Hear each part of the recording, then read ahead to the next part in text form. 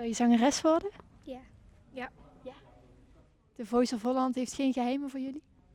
Nee.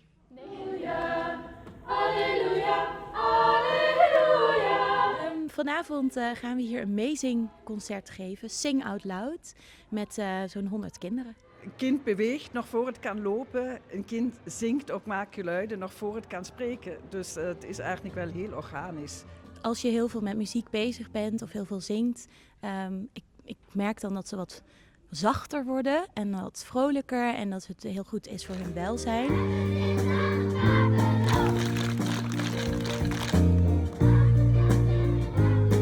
Muziek maken samen is ook verbindend. En je hoeft daar geen grote meester worden of een grote dirigent.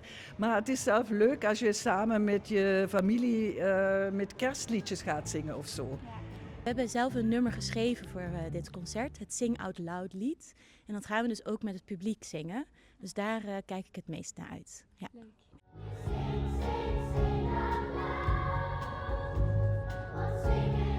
Hoe belangrijk is het dat kinderen muziek maken? Ja, ik vind het belangrijkste wat er is. Ja, Ja. ja.